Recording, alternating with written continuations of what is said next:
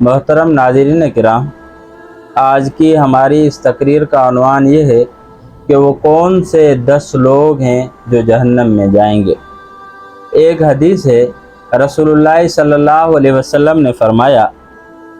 کہ اللہ تبارک و تعالی میری امت میں سے 10 طرح کے افراد پر قیامت کے دن اظہار ناراضگی فرمائیں گے اور ان کو جہنم میں ڈالیں گے۔ صحابہ کرام نے اور اسی طرح فرمایا کہ ان کے جو چہرے ہوں گے وہ بغیر گوشت کے ہوں گے، ان کے چہروں پر گوشت نہیں ہوگا۔ تو صحابہ کرام نے عرض کیا، اے اللہ کے رسول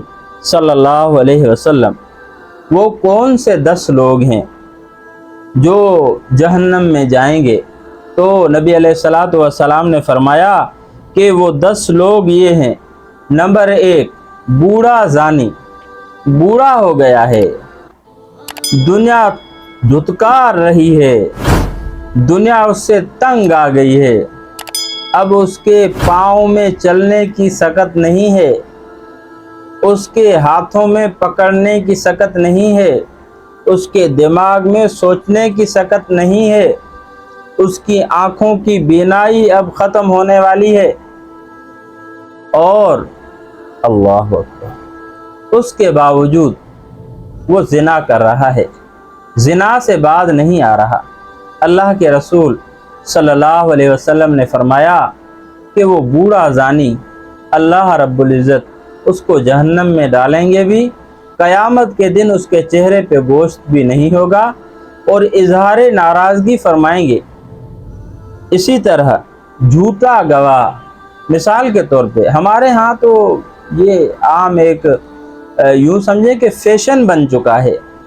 کہ مثال کے طور پہ ایک آدمی نے قتل کر دیا ہے،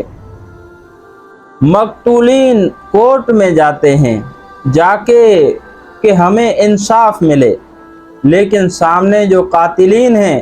وہ اپنے گواہ کھڑے کرتے ہیں پیسوں پہ، کرائے کے گواہ، اور پھر وہ جھوٹا قرآن مجید اپنے سر پہ رکھ کے اپنے بچوں کی قسمیں اٹھا کر کہتے ہیں کہ یہ قاتل نہیں ہے، قاتل کوئی اور ہے۔ جھوٹا پیسوں کی وجہ سے اپنی آخرت برباد کر دیتا ہے۔ ایسا آدمی، اس پر بھی اللہ تبارک و تعالی قیامت کے دن ناراضگی فرمائیں گے، رحمت والی نظر اس پر اللہ رب العزت نہیں فرمائیں گے۔ دیکھیں نا کہ پیسہ جو ہے، یہ پیسہ تو دنیا میں رہ جائے گا، پیسہ ہمارے ساتھ نہیں جائے گا، اور تو ہم پیسے کی وجہ سے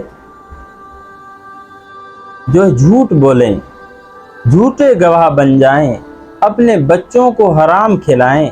تو آپ بتائیں کہ ہمارا کیا بنے گا۔ اسی طرح گمراہ پیشوا، جس کو سندھی میں ہم کہتے ہیں اگوان، گمراہ مقتدا، تو وہ جو گمراہ پیشوا، گمراہ مقتدا ہے، اس کو بھی اللہ تبارک و تعالی گمراہ ہے، کسی بھی قسم کا کوئی اس کو علم نہیں ہے، پھر بھی لوگوں کا وہ اپنے آپ کو سربراہ سمجھتا ہے اور لوگوں کو کے غلط فیصلے کرتا ہے، لوگوں کو غلط گائیڈ کرتا ہے۔ اس قسم کا آدمی بھی اللہ تبارک و تعالیٰ اس پر بھی رحمت کی نظر نہیں فرمائیں گی۔ اسی طرح زکوٰۃ نہ ادا کرنے والا، زکوٰۃ فرض ہو چکی ہے، زکوٰۃ کا نصاب کیا ہے میں پہلے بتا چکا ہوں، تو زکوٰۃ فرض ہو چکی ہے، پھر بھی زکوٰۃ نہیں دیتا، تو اگر زکوٰۃ نہ دے تو قرآن کہتا ہے کہ جو آدمی صاحب نصاب ہو پھر بھی زکوٰۃ ادا نہ کرے، فَتُقْوَى بِهَا جِبَاهُهُمْ وَجُنُوبُهُمْ وَظُهُورُهُمْ هَذَا مَا كَنَزْتُمْ لِأَنفُسِكُمْ۔ اللہ فرماتے ہیں کہ قیامت کے دن اس کے اس مال کے ذریعے سے اللہ رب العزت اس کے جسم کو داغیں گے اور فرمائیں گے کہ هَذَا مَا كَنَزْتُمْ لِأَنفُسِكُمْ، یہ وہی تمہارا خزانہ ہے جو تم نے اپنے لیے جمع کر کے رکھا تھا، کوئی بھی فائدہ نہیں۔ اللہ رب العزت ہم سے 40واں حصہ مانگتے ہیں، وہ بھی یہ نہیں کہتے کہ مجھے دے کر جائیں، غریبوں میں اپنے رشتہ داروں میں تقسیم کر دیں، قریبی رشتہ دار نہ ہوں، مثال کے طور پہ ماں ہے، باپ ہے، ان کو زکوٰۃ نہیں دی جاتی، باقی اس کے علاوہ جو رشتہ دار ہیں ان کو دے۔ بہرحال اس پہ انشاءاللہ تفصیلاً کبھی بات کریں گے۔ اسی طرح شراب کا عادی ہے، ہر وقت شراب کے نشے میں دھت رہتا ہے، اور اسی طرح سود خور ہے، اور اسی طرح والدین کا نافرمان ہے، اسی طرح ظالم ہے، اسی طرح چغل خور ہے، چغلیاں ہر ایک کی لگاتا ہے کہ فلاں یوں کر رہا ہے، فلاں یوں کر رہا ہے، صحیح غلط ہر بتا دیتا ہے۔ اسی طرح بے نمازی، تو ان تمام کی طرف قیامت کے دن اللہ تبارک و تعالی نظر رحمت نہیں فرمائیں گے۔ دیکھیں قیامت کے دن ہمیں اللہ کے سائے کے علاوہ، اللہ کے پاچھے کے علاوہ، اللہ کی رحمت کے علاوہ اور کسی کی رحمت کی ہمیں امید نہیں ہے، اللہ کے سائے کے علاوہ اور کسی کے سائے کی ہمیں امید نہیں ہے۔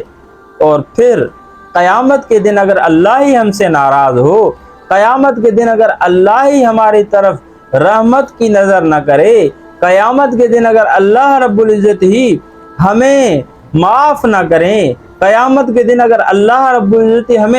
ہمیں اپنی رحمت کے دریا سے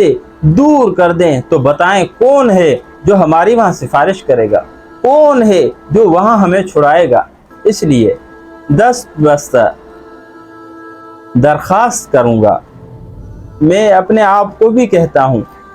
آپ کو بھی کہتا ہوں، جو سننے والے ہیں، جو دیکھنے والے ہیں، کہ خدا را ان 10 گناہوں کو، ان 10 چیزوں سے اپنے آپ کو خود بھی بچائیں، ہمارے لیے بھی دعا کریں کہ اللہ رب العزت ہمیں بھی محفوظ رکھے۔ اللہ تبارک و تعالیٰ سے دعا ہے کہ اللہ رب العزت ہمیں راہ راست پر چلنے کی توفیق نصیب فرمائے۔ وآخر دعوانا والحمدللہ۔